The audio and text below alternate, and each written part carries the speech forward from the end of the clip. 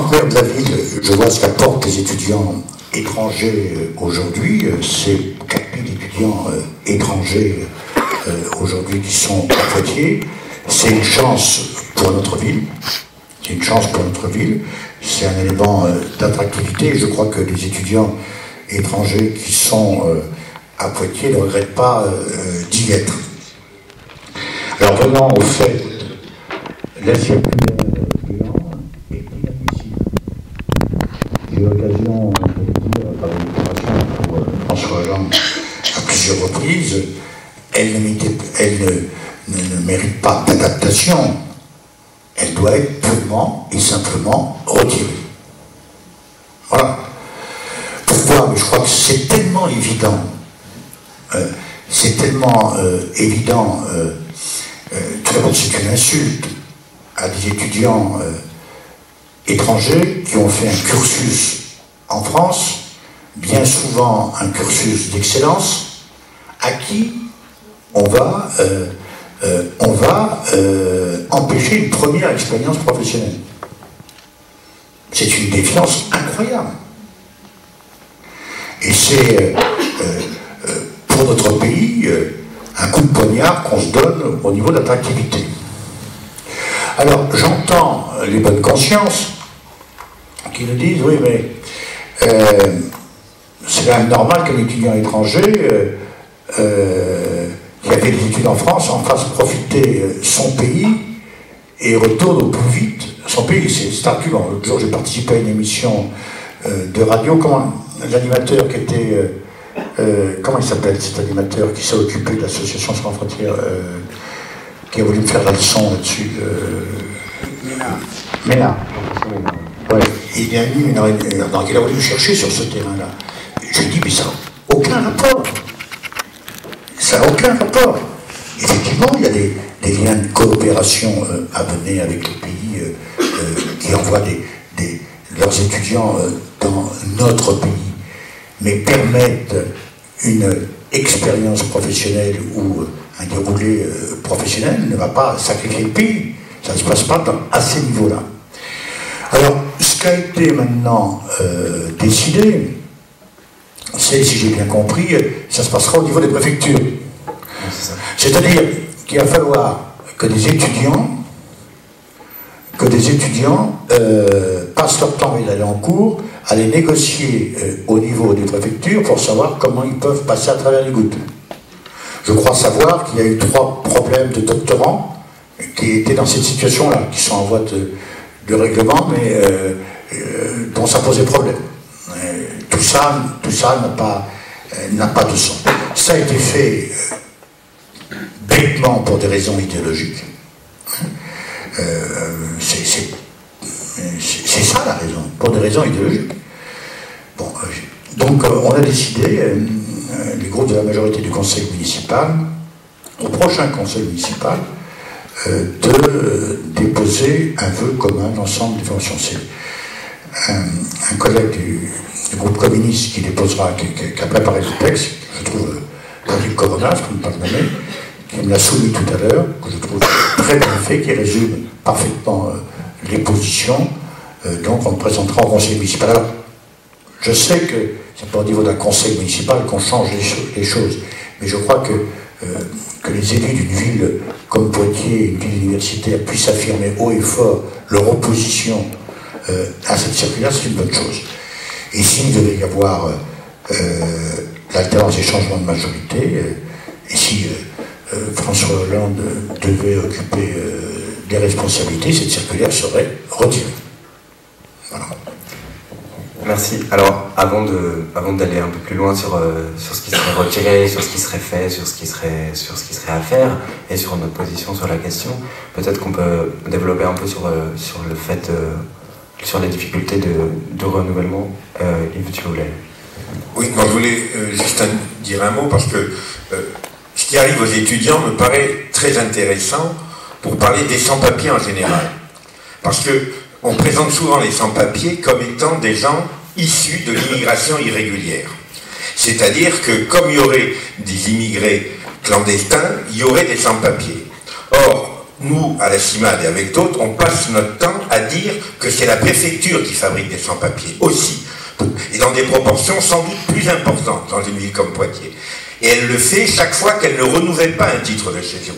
Et elle le fait en particulier maintenant, puisque avec la circulaire Guéant, ça devient évident, avec les étudiants. Mais ce que je trouve, c'est qu'on ne peut pas séparer le problème des étudiants et le problème des sans-papiers en général. Parce que les deux sont parfaitement liés. Et la politique xénophobe qui est menée à l'heure actuelle par le gouvernement depuis plusieurs années, et pas que ce gouvernement, on est bien d'accord, mais je veux dire qu'il y a une accélération de cette xénophobie. Moi, je voudrais dire que en cessant de faire de l'immigration toujours un problème, c'est-à-dire qu'on ne parle jamais de l'immigration ou des phénomènes migratoires, on parle du problème de l'immigration. On va régler le problème de l'immigration. Non, on ne réglera pas le problème de l'immigration, parce que l'immigration, c'est pas un problème, c'est un phénomène. Et c'est un phénomène qui existe, on ne peut pas en soi le régler. Et alors par contre, on ne peut pas non plus réduire le problème de l'immigration au problème des passeurs. Et de dire, on va faire une lutte implacable contre les passeurs, et comme ça, on n'aura plus de problème d'immigration. C'est pas comme ça que ça se passe. Je voulais savoir le maître. Oui, merci. Alors, moi, je suis avocate, donc je fais pas de politique, je fais du droit. Donc, les éléments que je peux vous apporter, c'est essentiellement des éléments juridiques. Et notamment, vous dire que la circulaire, c'est qu'une circulaire. Et cette circulaire, ça n'a aucune valeur juridique pour moi. Hein, c'est-à-dire que c'est des instructions, comme un chef de service dirait à ses salariés, à ses fonctionnaires, ben voilà comment il faut que vous interveniez. Mais pour moi, ce qui compte, c'est la loi. Et aujourd'hui, ce que je vois dans cette circulaire, c'est qu'on va bien plus loin que ce que la loi prévoit. Et la loi, elle ne prévoit pas toutes ces exceptions, que cet encadrement soit aussi strict. Et c'est à nous, professionnels de justice, lorsqu'on a des arrêtés dans lesquels sont développés des motifs qui sont complètement en dehors de la légalité, bah bien sûr de saisir les juridictions en leur indiquant que bah là on n'est pas dans les clous. Et c'est au tribunal administratif et aux juridictions des cours administratifs d'appel de venir aussi et bien statuer et dire bah non, là ça marche pas, on rentre pas dans la légalité et vos arrêtés ce sont pas des arrêtés qui sont légaux. Et ça, à mon sens, on perd un peu trop de vue. C'est-à-dire qu'aujourd'hui, tout le monde s'agace sur le fait que les propos qui sont tenus dans cette circulaire sont particulièrement inadmissibles. Oui, mais encore une fois, ils sont aussi illégaux. Et c'est ça qu'il faut voir. Donc il faut impérativement saisir les juridictions sur ces problèmes, avoir de la jurisprudence, parce qu'aujourd'hui, on n'en a pas beaucoup, hein, c'est récent. Donc il faut créer cette jurisprudence. Et le droit administratif, c'est ça, c'est de la jurisprudence. Donc il faut y aller, il faut saisir les juridictions sur ces problématiques. Et puis essayer de dépasser ces circulaires. Alors finalement le fonctionnaire, hein, celui qui est au guichet, bien sûr que la circulaire pour lui c'est tout, hein. D'ailleurs si vous lui posez la question, il vous dira ah bah oui mais il a la circulaire. Alors effectivement la loi c'est pas quelque chose qui les intéresse réellement, ce qui compte pour eux c'est la circulaire, mais en même temps c'est normal, c'est leur chef de service, hein, c'est leur supérieur hiérarchique, donc on peut tout à fait comprendre ce raisonnement. D'ailleurs on leur laisse pas vraiment le choix manifestement, mais ce qui est important c'est d'aller faire contrôler cette légalité. Et ça me semble fondamental. Et donc c'est la raison pour laquelle, hein, dans les cas où les étudiants étrangers reçoivent des arrêtés, je crois que si c'est fondé, il faut y aller, il faut aller au contentieux. Hein, faut pas faut pas hésiter un instant. Merci. Vous voulez répondre sur le point? Oui, justement. Mais, madame, je crois que les avocats vont à faire leur travail.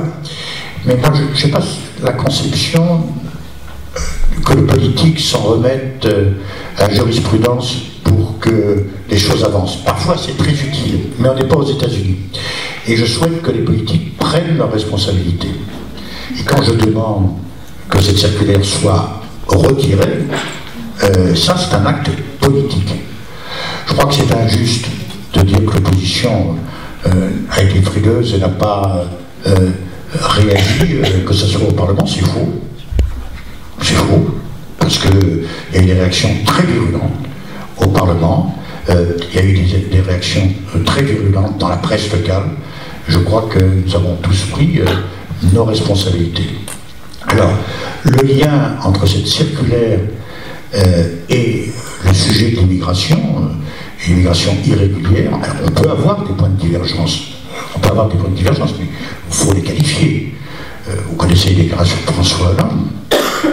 François Hollande dit que le débat devra être réouvert en France, que des règles devront être fixées, et que ce ne soit pas la politique aujourd'hui faite de pourcentages, de chiffres, qui doit se comporter comme règle d'équilibre. Donc, il y aura un débat qu'on ouvrira, mais ce qu'on souhaite, dans le respect des personnes, que les règles soient claires et suite à un débat démocratique. Je crois que débattre de l'immigration dans un pays comme la France en 2012, c'est pas un problème, c'est pas une difficulté, c'est, je crois, un sujet sain dans une démocratie.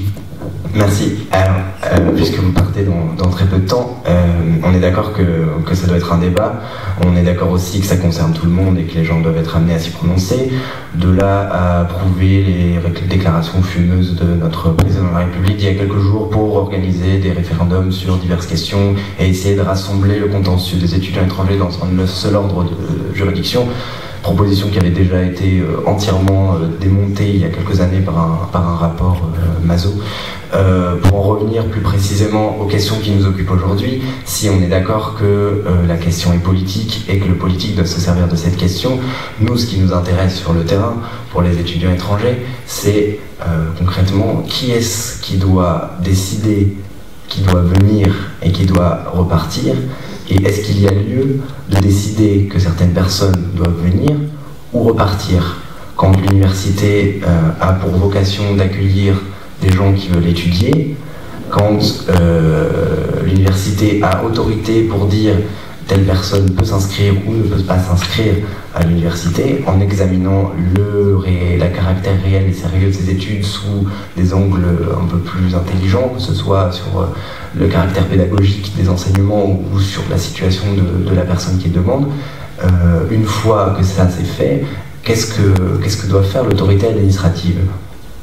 Et sur ce point, qu'est-ce que vous dites à une association comme la nôtre qui, au-delà de demander à ce que la carte d'étudiant donne de plein droit l'obtention d'un titre de séjour, ce qui est le plus basique et le plus fondamental de ce qu'on puisse demander, comment est-ce que vous permettriez à des étudiants, qu'ils soient étrangers ou pas, de pouvoir vivre et séjourner dans des conditions acceptables et étudiées?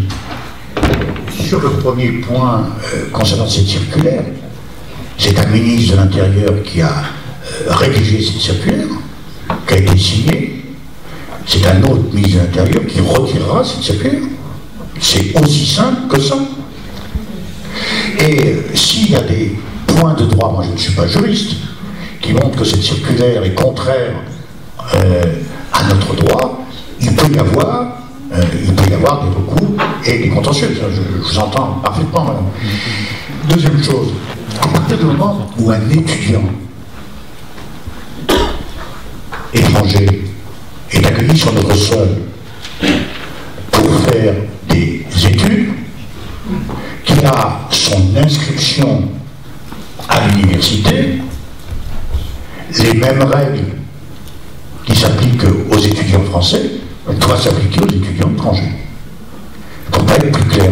Y compris dans l'acceptation de séjour. Mais il y a des règles qui s'appliquent aux étudiants français pour le déroulement de leur cursus. Oui. Le nombre d'années pour faire les 2 premières années sont inscrites dans le temps. Oui. Il n'y a pas à créer dans une communauté universitaire plusieurs statuts. Des statuts d'étudiants français et des statuts d'étudiants étrangers. Voilà, position. D'accord, donc est-ce que, si je comprends bien, vous voudriez donc qu'on traite de la même manière un étudiant étranger qu'un étudiant français une fois qu'il a été accepté à l'université? Ça veut dire que par exemple, on le laisse poursuivre et finir ses études dans l'université si l'université l'accepte. Est-ce que vous seriez donc pour la création, enfin le retour à une autorisation du séjour pour la durée des études et pas un renouvellement annuel sous réserve de l'évolution des critères divers et variés pour l'acceptation de ce type de séjour? Moi, je vous répète une chose simple, s'énonce simplement. Un étudiant étranger qui remplit les conditions, qui est arrivé en France, qui est accepté à l'université, donc qui a un droit de suivre un cursus universitaire à l'université. À partir du moment où il obtient ce cursus, il obtient cette inscription, les règles qui s'imposent à lui sont des règles communes qui s'appliquent à tout étudiant de cette université. Je ne peux pas être plus clair.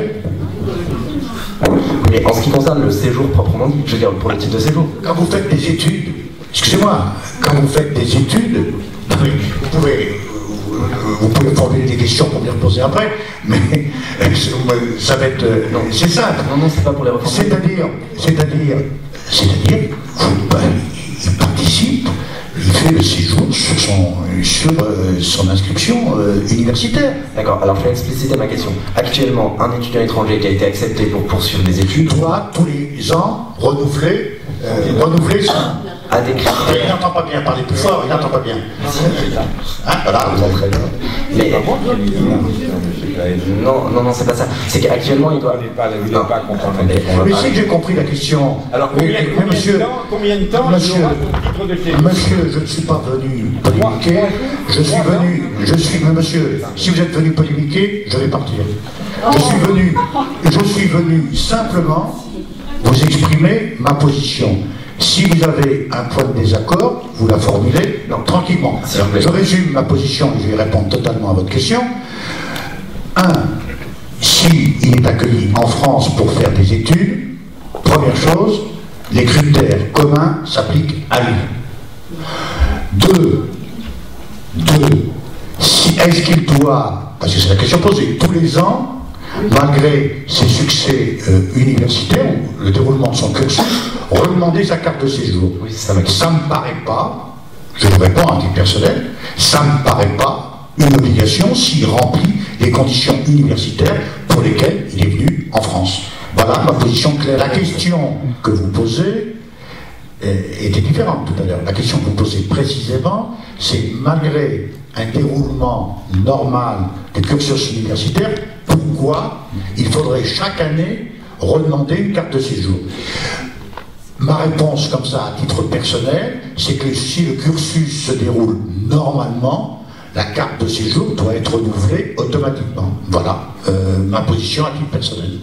Mais en fait, oui, c'était plus large que ça. C'est quoi un déroulement normal du cursus? Parce que justement... Un déroulement normal du cursus universitaire, c'est ce que j'ai dit tout à l'heure.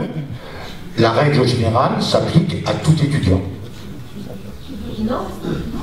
Alors, non, mais c'est ma position. La règle générale doit s'appliquer à tout étudiant. Alors vous allez me dire, j'essaye d'anticiper ce que vous pensez, que des étudiants étrangers pouvant rencontrer des difficultés, puissent avoir des facilités dans la première partie de leur cursus. C'est ce que vous me... C'était un exemple concret. Ok. Et même les autres étudiants, alors ce n'est pas du tout le cas avec d'autres circuits. Pardon? Il n'y a pas que la circuit. On a un micro qui circule. Elias, est-ce que tu peux venir prendre... Non mais attendez, je dépasse la circulaire Guéant là. Je vais au-delà de la circulaire Guéant. Alors, si on va au-delà de la circulaire Guéant, et pour resituer un peu le débat sur ce qui nous occupe prioritairement, à savoir les textes qui s'appliquent, puisqu'on est conditionné par ça, si vous revenez sur la circulaire Guéant, est-ce que vous revenez donc aussi, si je comprends bien, sur la circulaire de 2008 qui prévoyait l'examen du caractère réel et sérieux des études par la préfecture? Moi, je pense, je pense, sous réserve qu'il y ait une harmonisation parfaite entre les universités. Et c'est une mission du service public des universitaires, que si on est d'accord sur les critères universitaires pour apprécier la qualité du travail de l'étudiant, les critères universitaires suffisent. Voilà. Bah, très bien, c'est une réponse claire, je vous remercie. Vas-y Naïk. Vas-y Naïk. Simplement parce qu'effectivement c'était bien la question de la circulaire de 2008 qui était en cause, mais aussi celle des ressources. On ne demande pas à nos étudiants français d'avoir 600 et quelques euros par mois. C'est le point. Et par ailleurs, les étudiants salariés en français ont droit à un aménagement des cursus d'études aussi. Ils ont droit à une exemption de travaux dirigés qui ne sont pas forcément autorisés avec un titre de séjour étudiant. Donc de fait, tout le système juridique installé pour régir le statut des étudiants étrangers est défavorable et crée deux statuts différents. Donc c'est largement au-delà des circulaires. Je crois que, je pose la question aux juristes, mais est-ce que c'est pas déjà inscrit dans le cadre de la loi cette différence d'appréciation sur les parcours des étudiants français et des étudiants étrangers, puisqu'il y a ces conditions de ressources, puisqu'il y a, après l'examen de Campus France dans les pays d'origine, parce que vous ne l'avez pas évoqué, il y a quand même toute une série d'étapes, et où, comme enseignant, notre point de vue n'est pas pris en considération comme pour les autres étudiants. Madame, moi, mon point de vue, il est pris en considération pour tous les étudiants, sauf pour les étrangers. Je considère que les conditions, y compris de ressources, doivent être vues à l'entrée de l'étudiant en France et non pas tout au long du cursus. C'est-à-dire qu'on ne peut pas rebrasser. Lorsqu'on accepte un étudiant étranger en France, je considère qu'on passe un contrat moral avec cette personne. À partir du moment où on passe un contrat moral avec cette personne, le droit commun, au niveau de son déroulement des études, s'applique à lui comme à tout autre. S'il y a un certain nombre de choses, comme étudiants salariés, etc., qui existent, tout ça doit être pris en considération. Mais je ne considère pas, parce que qu'est-ce qu'il y a derrière tout ça? C'est le contrôle par une entité administrative du travail universitaire de l'étudiant. Je considère que des universités aujourd'hui autonomes doivent recevoir une mission d'intérêt général de l'État, et l'université est totalement apte et concernée pour évaluer en fonction des critères généraux le travail de l'étudiant. Ça ne peut pas être plus clair. Alors, il y a beaucoup de gens qui voudraient intervenir. J'aurais voulu m'excuser de devoir m'absenter. Je voulais absolument témoigner devant. Car j'ai une commission sur le problème de la carte de séjour, qui était simplement, pas du tout pour faire de la polémique, monsieur Claes, c'était simplement pour dire qu'un étudiant qui s'inscrit en première année devrait, comme ça se passe par exemple au Canada, avoir une carte de séjour pour 3 ans, pour sa licence. Et c'est au bout de 3 ans qu'on réexaminait la situation.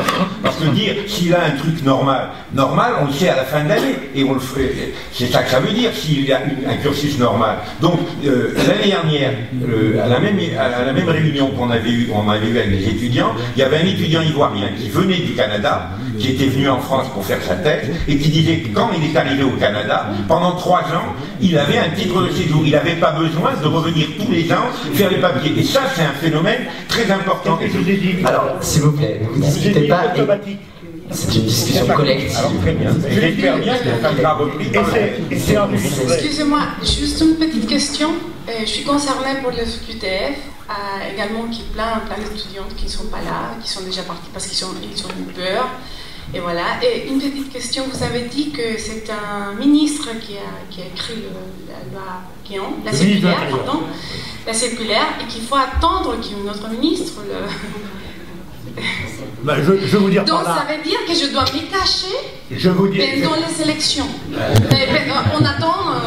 C'est ça, c'est une question simple, claire et précise. Qu'est-ce que vous ne vous cachez pas, madame, mais simplement, il ne vous a pas échappé qu'on est dans un état de droit et que la circulaire, pour qu'elle puisse être annulée, je ne pense pas que ce gouvernement, surtout après l'interview du président de la République dans le Figaro, où il prend les chômeurs et les étrangers comme coupables ou responsables de la situation économique de notre pays, c'est quand même grotesque et scandaleux, c'est pas ce gouvernement qui va retirer cette circulaire.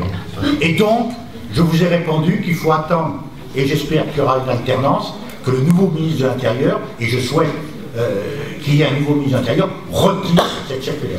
Alors, moi, il reste 70 jours. Je comprends que sur ce point, vous ne puissiez vous engager que dans le cadre d'une élection. Mais alors, parce que ce que vous avez dit tout à l'heure, c'est qu'un étudiant étranger doit, une fois qu'il a été accepté par l'université, étudier dans les mêmes conditions qu'un étudiant français. Moi, je déduis de cette affirmation-là qu'il n'y a pas lieu d'examiner les ressources d'un étudiant qui soit étranger ou non. Au nom de quoi est-ce qu'on refuserait un étudiant étranger pauvre? Non, mais attendez. Au niveau de l'accueil dans notre pays, il y a à s'assurer des capacités que nous avons d'accueillir. Je crois que c'est pas un gros mot de dire ça. Et donc, au début de son cursus, c'est pas idiot de voir de quelle bourse il peut bénéficier, quel est son statut, etc. Ça me choque pas. Il faut des règles. Je ne vais pas vous raconter qu'on peut tout faire sans aucune règle. Il faut des règles.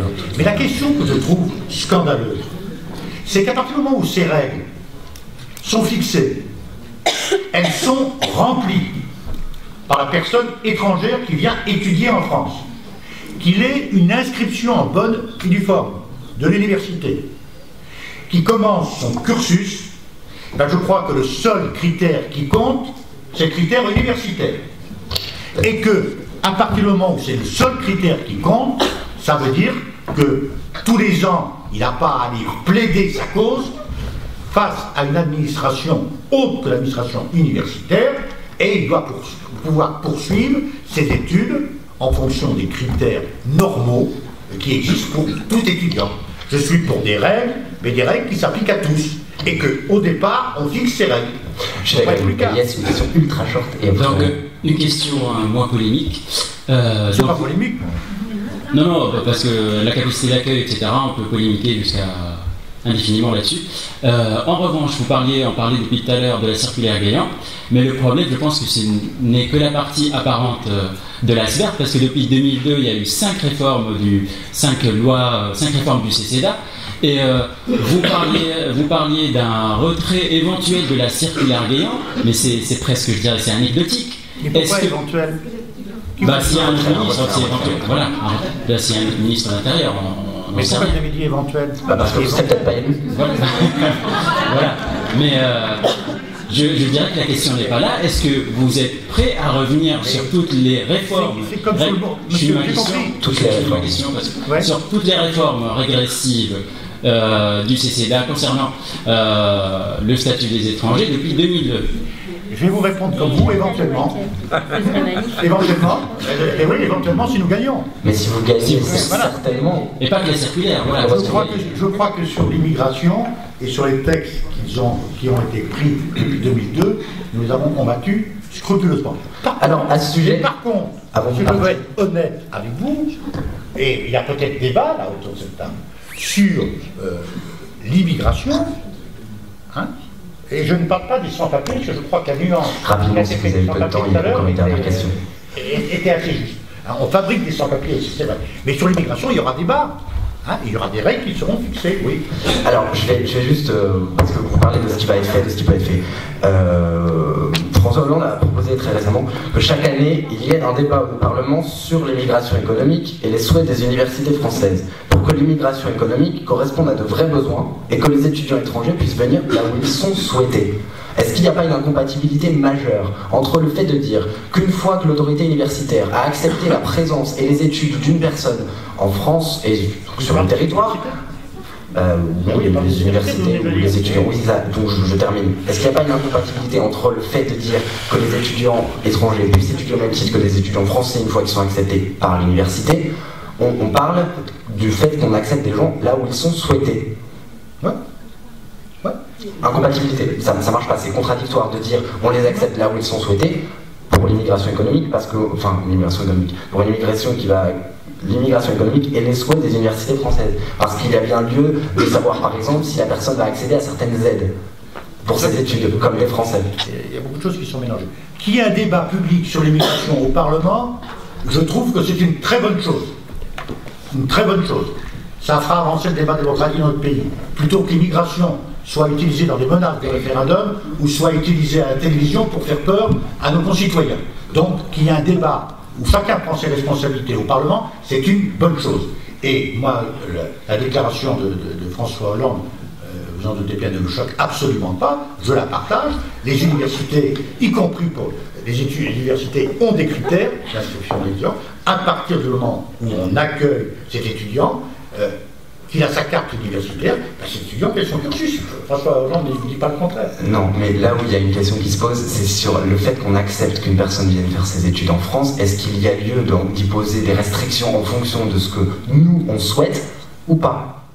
Que l'éducation, elle s'adresse à tous, que si une personne étrangère ou non souhaite venir étudier à l'université, elle doit pouvoir le faire, point final. C'est comme dans une ville, il y a une capacité d'intégration. Il ne faut pas sous-estimer cet élément, parce que si vous le sous-estimez, vous donnez peut-être a priori satisfaction, et vous créez des problèmes après, et vous allez à l'encontre de l'objectif recherché. Sur quel point spécifiquement? Pardon? Sur quel, dans quel ordre? Parce que vous me dites qu'il ne faut pas sous-estimer sa capacité. Sa capacité physique, oui, je comprends. On ne peut pas faire tenir plus de 400 personnes et quelques dans cet amphithéâtre. Mais sur ces questions-là, en fait, je ne vois pas pourquoi on y serait confronté, parce qu'il ne me semble pas qu'on risque ou qu'on craigne ou qu'il y ait lieu de craindre une arrivée massive de personnes souhaitant étudier en France. L'université française est fantastique, mais il y a des universités un peu partout.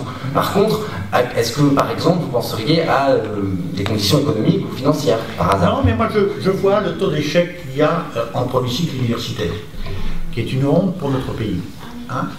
Le taux d'échec en premier cycle et la précarité des étudiants grandissant, y compris précarité sanitaire. Mais quel rapport avec les étrangers? Le rapport, c'est que pour tous les étudiants, aujourd'hui, français ou étrangers, la lutte de la précarité et de l'échec scolaire en premier cycle est, à mon avis, la priorité des priorités. Car souvent, le choix, déjà jusqu'au bout, le choix du premier cycle n'est pas un choix assumé, c'est un choix fait par défaut. Quel rapport avec les étudiants étrangers? Parce que je pense que les étudiants étrangers, comme les étudiants français, sont confrontés à ce problème. Excusez-moi, mais il me semble que si un étranger vient étudier en France, c'est qu'il a une idée plutôt précise de ce qu'il veut y faire, et s'il vient y étudier, ça m'étonnerait qu'on puisse considérer que c'est un choix par défaut. Quand un étudiant français vient à l'université, il a une idée précise. Malheureusement, il y a cet échec. Et on ne peut pas en première année quand on arrive en France. En général, on vient que pour un DOA, c'est-à-dire un Master 2 ou un doctorat. Donc la question ne se pose pas. Moi, ce qui m'intéresse, aujourd'hui, on n'est pas dans un débat électoral. C'est ça qui me gêne. J'ai pas envie d'en parler si François Hollande sera président. Non. Mais aujourd'hui, je suis touchée par cette situation-là. Qu'est-ce que vous pouvez faire, vous, aujourd'hui, comme action pour notre faveur? Voilà, comme élu, comme maire, hein. C'est ça qui m'intéresse aujourd'hui. Oui, mais voilà. Excusez-moi, moi, vous me parlez, comme a dit ma camarade, je ne peux pas attendre des élections de mai. Moi, je suis aujourd'hui, menacée à tout moment, hein, d'être reconduite à la frontière parce que la préfecture a jugé de l'incohérence de mon parcours. Mais estimant l'avis de mes enseignants, hein, qu'ils ont témoigné par des lettres, par des mentions, de mon sérieux, hein, mon enthousiasme et mon investissement dans mes études. Voilà, je veux que vous me dites maintenant qu'est-ce que vous pouvez faire comme action en faveur de ces... On est dans la peur quotidienne, l'incertitude et voilà, on a besoin de réponses. Je n'ai pas envie d'entrer dans des polémiques électorales. Point. Je respecte votre angoisse, je respecte votre situation, mais qu'il n'y ait pas d'ambiguïté entre nous. L'animateur de cette réunion a expliqué pourquoi il m'a fait venir. Il m'a fait venir parce que je suis un responsable politique. Et au-delà de ma fonction de maire, il a dit lui-même, nous sommes intéressés par votre position, vous occupez pour François Hollande de l'enseignement supérieur. Et par honnêteté vis-à-vis de vous, j'ai répondu à cette invitation et j'ai répondu sur les points sur lesquels je travaille avec François Hollande sur ce sujet. Quant à votre situation particulière, je ne fais jamais de publicité sur ces situations particulières, j'ai été amené en tant que maire à en voir un certain nombre. Je reste à votre disposition, mais voilà, c'est pas ici que je vais régler des situations particulières. Madame, excusez-moi, en fait, je ne vais absolument pas couper la parole à qui que ce soit, ou empêcher de parler en tout cas à qui que ce soit. On va plutôt garder les questions des personnes pour qu'il y ait un débat entre les gens qui veulent s'intéresser au cas des personnes. Oui, non, mais je comprends votre... Non, mais on va parler tout à l'heure, on va peut-être aborder les derniers points qu'on souhaitait aborder. Vraiment, on m'attend. Je voudrais juste dire quand même que pour pratiquer, Monsieur Claes a reçu un certain nombre d'étudiants et autres étrangers et a fait souvent des courriers au préfet, tente de négocier sur les situations.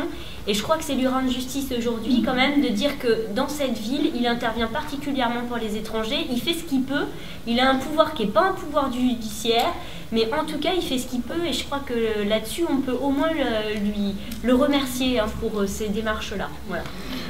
Je ne sais pas s'il y a eu le remercier sur absolument tous les cas où on aurait eu besoin d'un soutien de la mairie, mais en tout cas on peut le remercier pour être intervenu aujourd'hui avec nous. Vous pouvez, madame, parce que je suis attentif à ce que vous dites, mais j'ai un principe.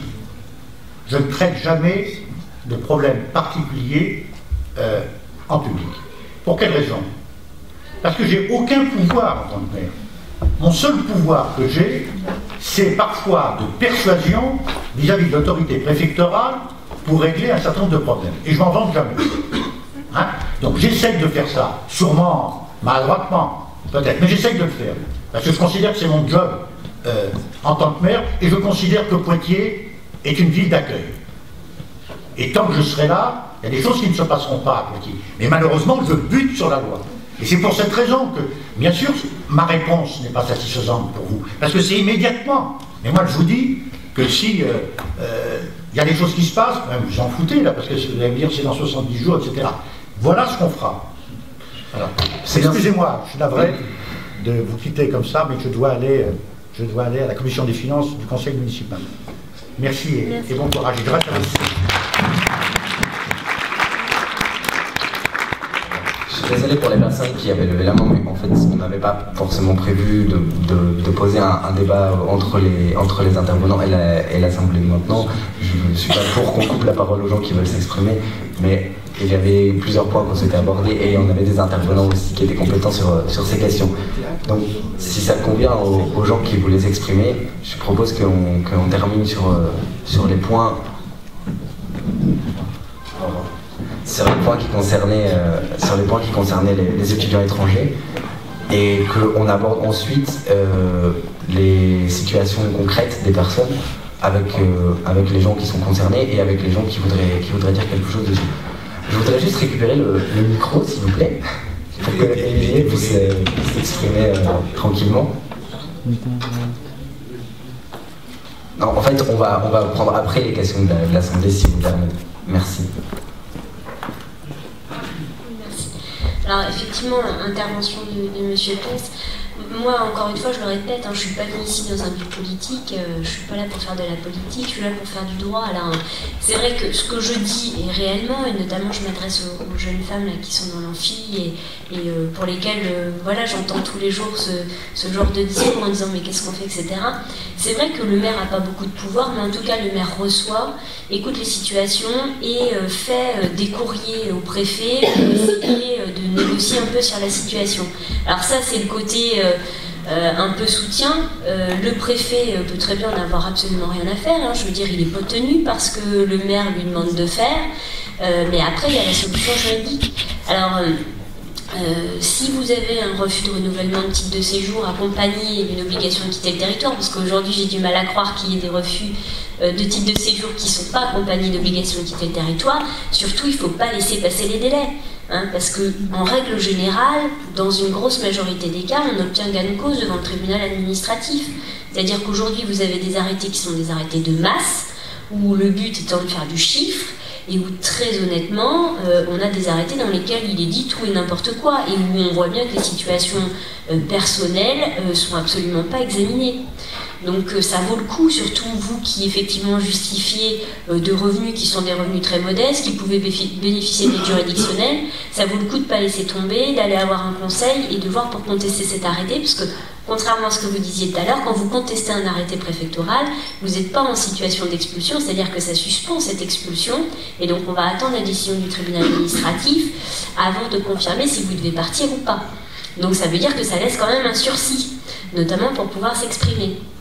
Voilà, donc d'un point de vue des procédures, si vous voulez qu'on puisse en parler, je crois que vous vouliez qu'on parle tout à l'heure des conditions d'entrée en France, mais je crois que ça pose pas de difficulté, parce que tous ceux qui sont là, c'est des gens qui ont pu rentrer avec la condition suivante, un visa, des ressources suffisantes et effectivement un contrat avec une université ou avec une école.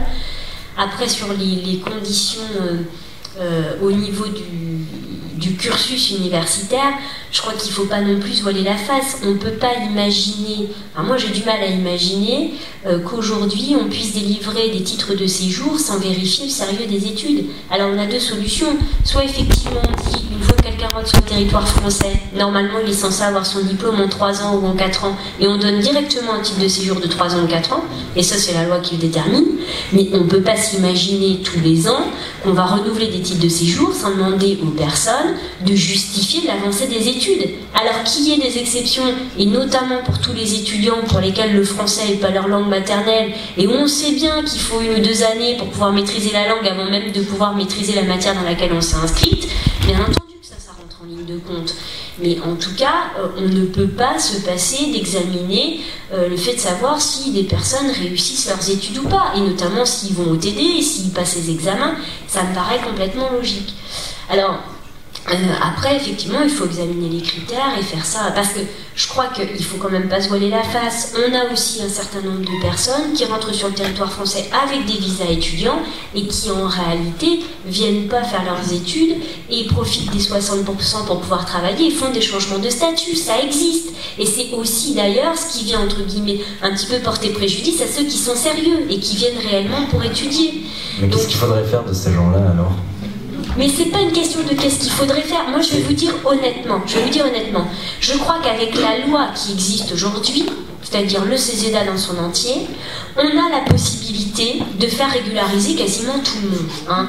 Qu'on soit sur des gens qui effectivement travaillent sur des changements de statut avec les titres de séjour salariés, qu'on soit après sur ceux qui viennent en France et qui construisent une vie, je crois qu'on peut le faire, mais pour ça il faut que l'administration travaille en bonne intelligence, qu'ils appliquent effectivement les règles et qu'en plus ils ne soient pas des délinquants, c'est-à-dire qu'ils appliquent les décisions de justice. Voilà. Et c'est ça qui est difficile, c'est-à-dire qu'aujourd'hui vous n'avez pas des lois qui sont compliquées et qui empêchent, vous avez surtout une administration qui systématiquement s'oppose, qui systématiquement met en place des espèces de, j'allais dire, de processus du type vous nous avez pas envoyé tel document mais si je l'ai fait mais non on l'a jamais reçu, on vous a envoyé un document c'est jamais arrivé à l'adresse mais si on vous l'a bien envoyé, etc. Et c'est-à-dire qu'aujourd'hui vous avez une administration qui met tout en place mais d'un point de vue totalement illégal, c'est-à-dire on est dans quasiment, j'allais dire, dans pas une manigance, mais presque. Et je crois aujourd'hui que dans notre code, on a largement de quoi pouvoir régulariser un certain nombre de personnes et faire en sorte que les étudiants aient un séjour tout à fait normal en France. Voilà ce que je voulais dire. Alors, peut-être j'ai une interrogation, mais c'est à moitié une affirmation. Je ne suis pas totalement certain que la loi actuelle soit parfaite au point qu'on puisse l'appliquer et garantir le bonheur des personnes considérées. Le fait que les étudiants étrangers bénéficient d'un titre de séjour sur des critères appréciés par la préfecture, c'est un problème. Parce que même si l'administration faisait preuve de bonne volonté, voire de zèle, il n'en reste pas moins qu'elle bénéficie d'un pouvoir qu'elle n'a pas à avoir, qui est de jouer à l'autorité universitaire et de dire tel parcours universitaire est réel et sérieux, tel autre ne l'est pas. Enfin, pourquoi ? Si vous voulez, c'est l'autorité administrative, quoi. C'est comme ça que ça fonctionne. Hein. C'est-à-dire qu'on peut tout changer. Je veux dire, on peut effectivement décider qu'on fait la révolution et qu'on change toutes les règles. Ça, c'est possible. Mais l'autorité administrative, elle est quand même là pour délivrer les titres de séjour. Donc, il faut bien qu'il y ait des critères et il faut bien effectivement qu'ils soient analysés par quelqu'un. Alors, j'entends bien que l'université peut apporter des éléments pour dire, bah, effectivement, c'est cohérent, etc. Ça, je l'entends tout à fait. Mais moi, je vois pas où est la problématique. Alors, tout à l'heure, il y a une dame qui intervenait et qui disait effectivement vous n'êtes pas suivi, c'est ça qui est dommage.